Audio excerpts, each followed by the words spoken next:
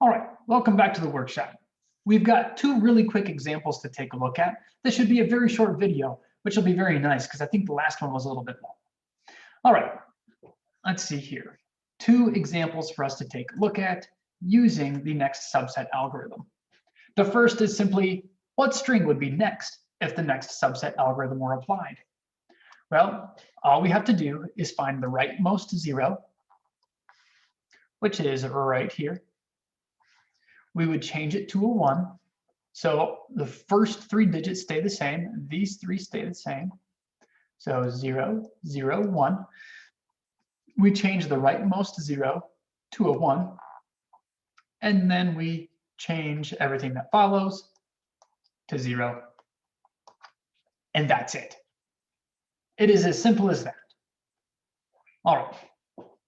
So another quick example, which focuses a little bit more on what happens in the algorithm. And what we want to do is we want to observe each step. So let's write down what we're doing here. And so we want to make a table listing the values of k, j, and a1 through an after each step when the next subset algorithm is applied. So how many steps are there? Well, let's go back and take a look. Step 1. Step 2, step 3. There are only 3 steps, so we only need 3 rows in our table. Excellent. In step 1, we initialize the values. So let's go ahead and take a look at what the values are supposed to initialize to. Well, we set k equal to n. All right, excellent. K is equal to n. Oh, well, what is n in this case? Well, we just have to look at how many digits there are in our string.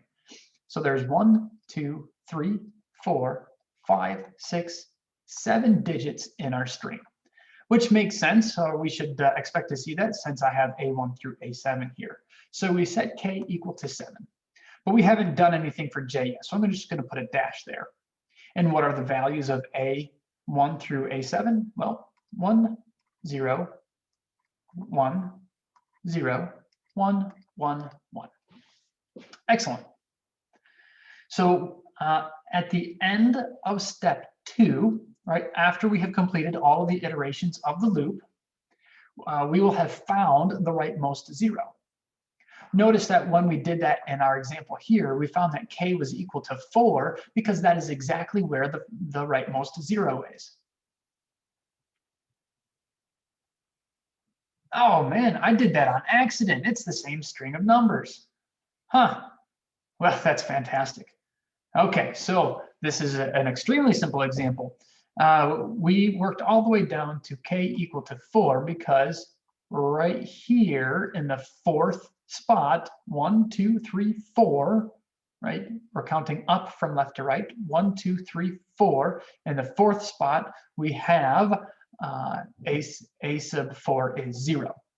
So we still haven't talked about j at all. And we have a1 is still 1, a2 is still 1, a3 is still 1.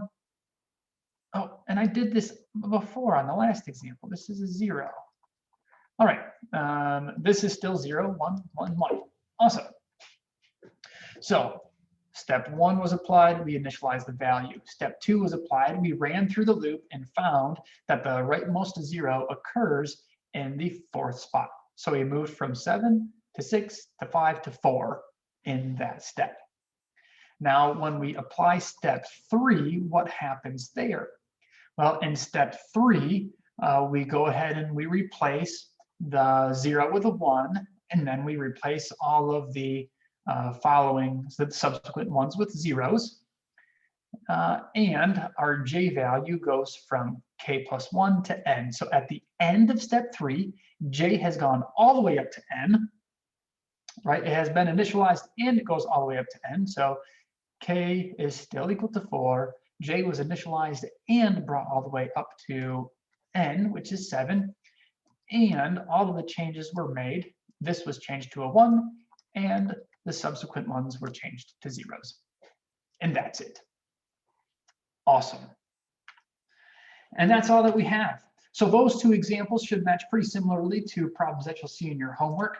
You may see some other problems as well. Of course, there were the polynomial evaluation algorithms, and you should see some problems associated with those. So thank you for your time and attention. That was a little bit longer section, so we made it through. We're all set, and we can move on finally to section 2.1. So I'll see you guys back in the workshop a little bit later, beginning chapter 2.